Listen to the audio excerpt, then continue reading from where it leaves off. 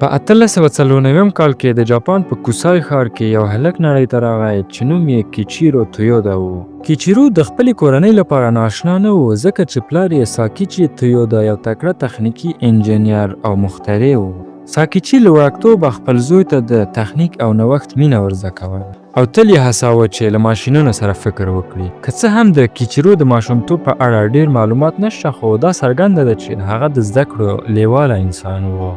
کله چې کیچیرو لوی شو د جاپان د توکیو پوهنتون ته ولاړ او 4 کاله وروسته د میخانیک انجینرۍ له څانګې فارغ شو. په همدې وخت کې د هغه پلار د یو شرکت بنسټ ایښی و چې د تویودا بوشوکو په نوم پیژندل کېده. هغوی د چاپ د پریس ماشینونه جوړول، یعنی د ورځپاڼو د چاپ لپاره ځانګړي ماشینونه، نه صنعتي ماشینونه. خو هغه کار چې دوی کاوه په لوړ کیفیت او مهارت ترسره کېده. شرکت په خپل وخت کې تر یو بریده ډېر بریالی و او کیچیرو انجینرۍ سره ډېره مینه لرله. هغه هره ورځ مطبعې ته ته او په شرکت کې به یې عملي کار کاوه. کله چې کیچیرو یو کال له خپل پلار سره کار وکړ، پلار ته یې وویل چې اجازه راکړه لاړ شم امریکا ته او په دې اړه د امریکا نوې ټکنالوژي وګورم او بیا یې راوړم خپل شرکت کې وکاروم. پلار یې ورته وویل لاړ شه. کیچیرو په بیړۍ کې سپور شو او د سان فرانسیسکو په لور روان شو. دا سفر ورته داسې احساس ورکاوه لکه چې یوې نوې نړۍ ته قدم دی. په امریکا کې د چاپ ماشینونه د هغه له ذهنه ووتل. کیچیرو له بیلابیلو صنعتونو سره اشنا کیږي خو نه پوهیږي چې کوم صنعت ته مخه کړي.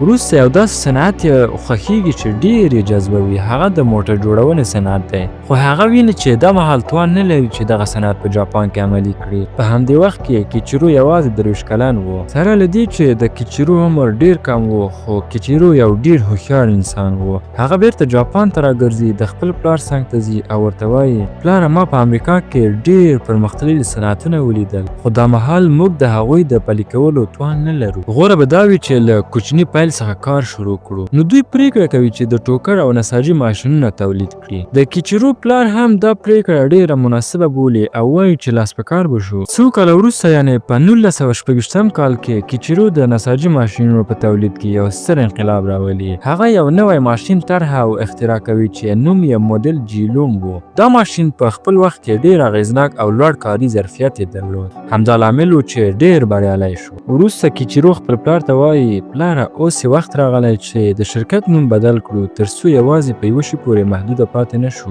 بلکې له ټولو صنعتونو سره تړاو ولرو. نو په همدې اساس د شرکت نوم ټویوټا انډسټریز کارپوریشن ایښودل کیږي. باید پوه شئ چې جاپان په همدې وخت کې ورو ورو صنعتي کېده او هڅه یې کوله چې له امریکا او اروپا سره سیالي وکړي. د کیچیرو پلار دې حقیقت ته متوجه کیږي چې زوی یو ډیر با استعداد او وړ انسان دی، نو د همدې له امله د شرکت مشرتابه کیچیرو ته سپاري. کله چې کیچیرو د شرکت مدیر کیږي نو خپل هغه هیلې ته بیرته راګرځي چې د موټر جوړونې صنعت و، هغه صنعت چې د په سان فرانسیسکو کې لیدلی و او تل یې په جاپان کې د پلي کولو په لټه کې و. باید یادونه وشي چې په جاپان کې په هغه وخت کې د موټر جوړونې هیڅ شرکت موجود نه و. خو کیچیرو بې له څېړنې د موټرو شرکت نه جوړوي، هغه تر هر څه مخکې تحقیقات پیلوي. دا تحقیقات په هغه وخت کې ډېر ستونزمن و ځکه نه انټرنیټ موجود و او نه هم تخصصي مجلې. له همدې امله څېړنه یو سخت او اوږد کار و. د خپلو تحقیقاتو د بشپړولو لپاره کیچیرو پریکړه کوي چې اروپا او امریکا ته سفر وکړي ترڅو هم هلته څېړنه وکړي او هم د موټر جوړونې شرکتونه له نږدې وګوري. د همدې لپاره کیچیرو لومړی اروپا ته ولاړ. هلته د انګلستان، فرانسې او جرمني د موټر جوړونې شرکتونه له نږدې وکتل. وروسته د امریکا پر لور وخوځېد. له 4 کلونو هڅو وروسته بالاخره په 1933 کال کې د ټویوټا شرکت په جاپان کې بنسټ کېښودل کیږي. خو تولید ډېر ستونزمن و. له همدې امله 3 کاله وخت ونیول شو ترڅو د ټویوټا لومړنی موټر د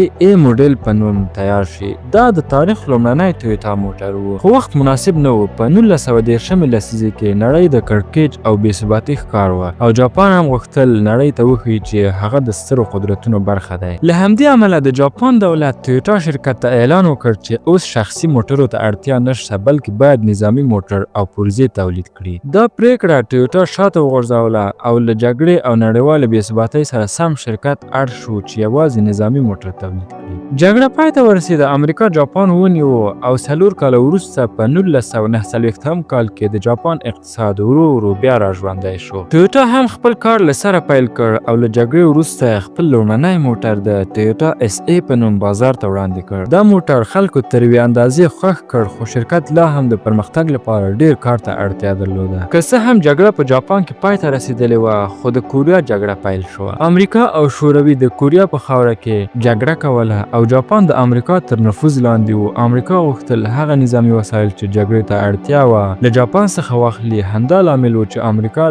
1950 جنگي موټر امر ټویوټا ته وسپاره. دغه قرارداد ټویوټا له سخت حالت څخه وایسته. نغدي پیسې شرکت ته داخله شوې، تولید چټک شو او کیچیرو وتوانید چې د نویو محصولاتو په اړه فکر وکړي. ډیر وخت تیر نه شو، یو کال وروسته یعنې په 1952 کال کې ټویوټا خپل لومړنی بریالی موټر د ټویوټا کرون په نوم بازار ته وړاندې کړ.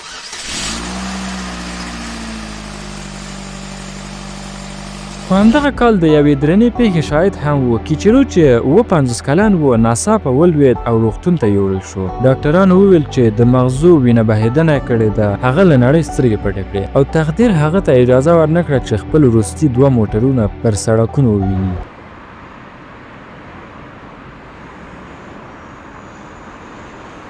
له کیچیرو وروسته د ټویوټا دوهم مهم شخص ایجی تویودا چې د هغه د تره زوی و د شرکت مشرتابه په غاړه واخیست. ایجی هم د کیچیرو په څیر فکر درلود او غوښتل چې شرکت لا ډیر پرمختګ وکړي او با کیفیته محصولات تولید کړي. د هغه په مشرۍ د ټویوټا کرون تولید زیات شو او نورو هیوادونو ته صادر شو. یوازې 3 کاله وروسته یعنې په 1955 کال کې ټویوټا خپل تر ټولو مشهور موټر لند کروزر بازار ته وړاندې کړ. دا موټر په نړۍ کې ډیر خوښ شو او په ځانګړي ډول د جنوبي امریکا هیوادونه ستر پیرودونکي شول. کله چې جګړه پای ته ورسېده، جاپان ماته وخوړه او یو شمېر هیوادونو له جاپان نه د تاوان غوښتنه وکړه. د تایلند او فلیپین غوښتنه تر نورو زیاته وه. نړیوالې محکمې هم پریکړه وکړه چې جاپان باید تاوان ورکړي، خو دغه هیوادونو وویل چې دوی د پیسو پر ځای لند کروزر موټر غواړي. جاپاني دولت اړ شو چې دغه موټرونه له ټویوټا واخلي او وایستوي. همدا کار ټویوټا یو ګام نور هم مخته یوړو. د دغه موټرو د لوړ کیفیت او ټیټ مصرف خبرونه ژر په نړۍ کې خپاره شول. استرالیا هم پیرودونکي شوه او په لاتینه امریکا کې د ټویوټا غوښتنه نور هم زیاته شوه. شرکت اړ شو چې شپه او ورځ موټر تولید کړي، تر دې چې خپل لومړنی بهرنی شرکت یې په برازیل کې جوړ کړ ترڅو د لاتینه امریکا بازار تامین کړي. دا موټرونه یوازې د ټویوټا د پرمختګ لامل نه شو، بلکې د جاپان د موټر جوړونې صنعت او د جګړه ځپلي اقتصاد د بیا ودې سبب هم وګرځېده. کله چې د جاپان اقتصاد ورو ورو ښه شو، د خلکو اقتصادي حالت هم ښه شو او جاپانیانو غوښتل شخصي موټرونه واخلي. همدا لامل و چې ټویوټا د یو داسې موټر د جوړولو پریکړه وکړه چې هم ارزانه او هم ساده وي. په همدې توګه د ټویوټا کرولا موټر بازار ته وړاندې شو. هغه موټر چې د تاریخ تر ټولو ډیر پلورل شوی موټر وګرځېد او هغه ریکارډ یې مات کړ چې مخکې د فولکس واګن په لاس کې و. د 1980 لسیزې تر پایه ټویوټا په جاپان کې د موټر جوړونې تر ټولو پیاوړی شرکت شو او هیڅ بل شرکت ونه شوای کولای چې ورسره سیالي وکړي. له همدې امله ټویوټا په نورو شرکتونو کې هم پانګونه وکړه. د هینو شرکت چې باروړونکي موټر یې جوړول او همدارنګه د دایهاتسو شرکت 17 سلنه ونډه واخیسته. ایجی تویودا شاوخوا 10 کاله شرکت په بریالیتوب سره اداره کړ. کله چې د هغه عمر زیات شو، دې پای ته ورسید چې دا لوی شرکت باید یو ځوان نسل ته وسپارل شي. په همدې وخت کې د کیچیرو زوی سوئیچیرو تویودا چې د شرکت په چارو ښه پوهېده، د هغه ځایناستی شو. سوئیچیرو شرکت یو نوی لور ته بیایي له امریکا سره تړون لاسلیک کړ او په 1940 کال کې د ټویوټا لومړنۍ امریکایي فابریکه د کالیفورنیا په فیرمونټ ښار کې پرانیسته. دا فابریکه د ټویوټا د ودې یوه مهمه نښه وه، ځکه نوي محصولات یې بازار ته وړاندې کړل او امریکایانو ټویوټا ورو ورو خوښوله او پیرل یې پیل کړل. که څه هم دغه فابریکه په 2008 کال کې وتړل شوه او وروسته د ټسلا لپاره واخیستل شوه، خو ټویوټا له امریکا ونه وته، بلکې خپلې فابریکې یې ارزانه سیمو ته ولېږدولې. یوه یې ټکساس او بله یې مکسیکو ته. سوئیچیرو د نوښت له بېلابېلو مفکورو څخه الهام واخیست او په 1989 کال کې یوه نوې ستره مفکوره عملي کړه. د لکسس د برخې بنسټ یې کېښود. باید پوه شو چې لکسس د ټویوټا لاکچري څانګه ده. سوئیچیرو لکسس یوازې د امریکا د بازار لپاره طرحه کړ ځکه امریکایان چمتو نه وو چې د ټویوټا تر نوم لاندې موټرو باندې ډېرې پیسې ورکړي. له همدې امله یې د موټرو نوم بدل کړ څو وکولای شي د لاکچري موټرو په بیه وپلورل شي. دا مفکوره د امریکایي موټر جوړونکو له تګلارې واخیستل، لکه څنګه چې د شورلت لاکچري څانګه کادیلاک ده او د فورډ لاکچري څانګه لینکلن بلل کیږي. ټویوټا هم همدا لاره خپله کړه او د لکسس لومړنی موټر یې بازار ته وړاندې کړ. د لکسس لومړنی تولیدي ماډل په 1989 کال کې معرفي شو. هدف دا و چې د مرسیډس بنز له اس کلاس سره سیالي وکړي، یو داسې موټر چې ډېر نرم، لوړ کیفیت او بشپړ لاکچري ولري، خو له بنز اس کلاس څخه $10,000 تر $12,000 ارزانه و. تر ټولو جالبه دا ده چې نن ورځ ډېری اوسني بنز اس کلاس موټرونه په سختۍ سره له 100,000 کیلومتره زیات مزل کوي. خو لکسس لا هم د امریکا پر سړکونو ګرځي، ځینې یې ان تر 1,000,000 کیلومتره زیات مزل لري. که څوک نن هم وپلوري، زاړه لکسس موټرونه لا هم پیرودونکي لري په داسې حال کې چې زاړه بنز موټرونه ډېری وخت هیڅ اخیستونکي نه مومي. په همدې وخت کې ټویوټا د عامو خلکو لپاره هم خپل موټرونه تولیدول، ښکلي، باوري او ارزانه موټرونه چې په ټوله نړۍ کې یې غوښتونکي درلودل او لا یې هم لري. همدارنګه ټویوټا یو بل افسانوي موټر هم نړۍ ته وړاندې کړ، د ټویوټا 4م نسل اسپورت سوپرا چې تر نن ورځې پورې د نړۍ له تر ټولو ارزښتناکو اسپورت موټرو څخه شمیرل کیږي. که د هایبرید موټرو تاریخ ته وګورو، نو لومړنی بریالی هایبرید موټر هم ټویوټا جوړ کړ. په 1998 کال کې ټریوس معرفي کړ چې د موټر جوړونې په نړۍ کې یو ستر بدلون و. خو ټویوټا له تېروتنو هم خالي نه و. په 2009 کال کې د ځینو موټرو د ګاز یا ریز پایډل تخنیکي ستونزه رامنځته شوه. پایډل بندېده او بیرته خپل حالت ته نه ستنېده. ټویوټا اړ شو چې میلیونونه موټر بیرته راوغواړي او ستونزه یې حل کړي، ځکه که دا کار نه وای شوی، د ډېرو انسانانو ژوند به له خطر سره مخ شوی و. دا پیښه شرکت ته دروند مالي او اعتباري تاوان واړاوه. خو د شاوخوا 70 کلونو له تېرېدو وروسته ټویوټا بیا هم ماتې نه مني، ځان یې ورغولو او بالاخره د نړۍ تر ټولو ډېر پلورل شوي موټر جوړونکی شرکت وګرځېد. په همدې 2009 کال کې سوئیچیرو له خپلې دندې لاس واخیست او مشري یې خپل زوی اکیو تویودا ته وسپارله چې د کیچیرو لمسی دی.